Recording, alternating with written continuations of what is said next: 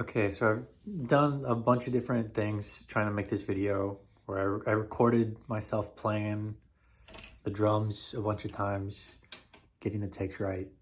I recorded myself playing the guitar, whatever. I didn't like it.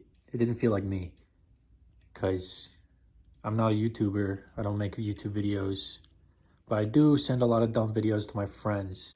So I'm gonna do a rundown on how I hooked everything up after you hear the end product. But what you're going to hear is kick mic, snare mic, a room mic, all soloed, and then all together in the mix. So just be ready for that.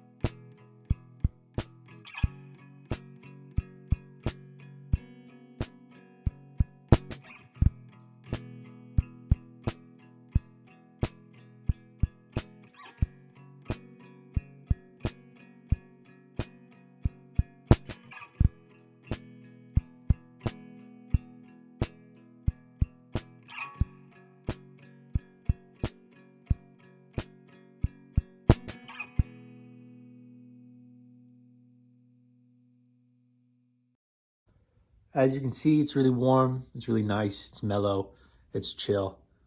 If you just wanted to hear what it sounded like to record drums through this thing later, now I'm going to go over how I hooked it all up, how I recorded, and yeah.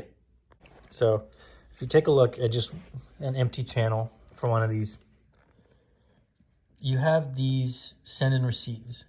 So your input, either their mic or your line in, is going to, that's how you get sound into the machine.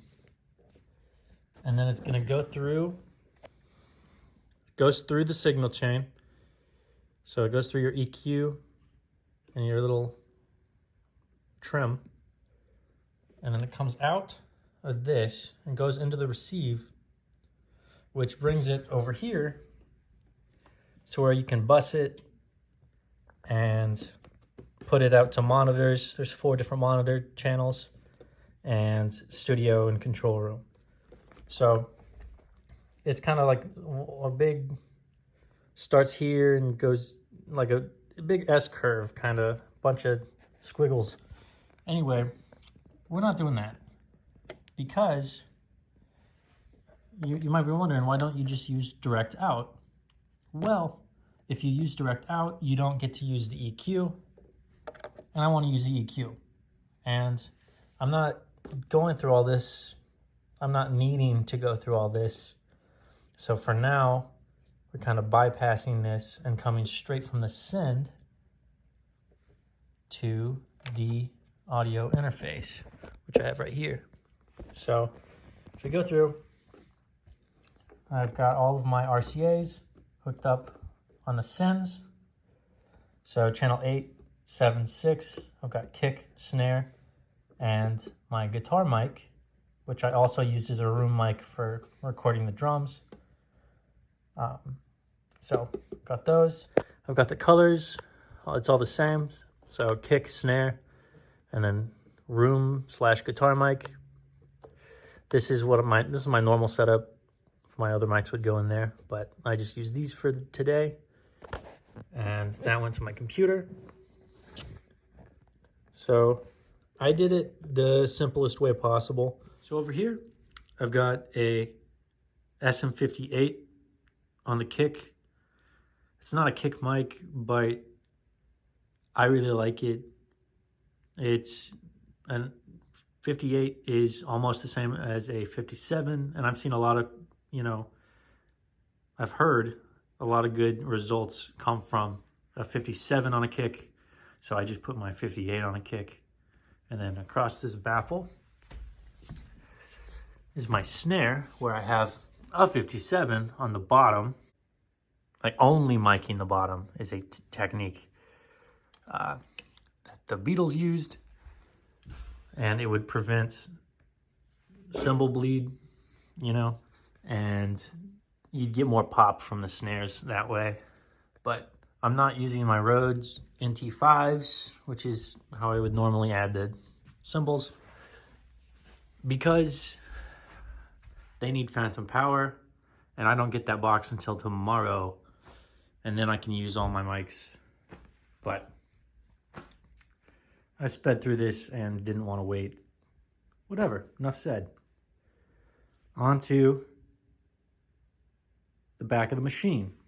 Coming over here, so for the guitar and the room mic, it's a 635. In terms of room mic, it's just across the room, and in terms of guitar mic, it's omnidirectional, so it picks up kind of the whole thing, so you don't have to worry kind of about it. It doesn't sound different if it's over here. There's no proximity effect.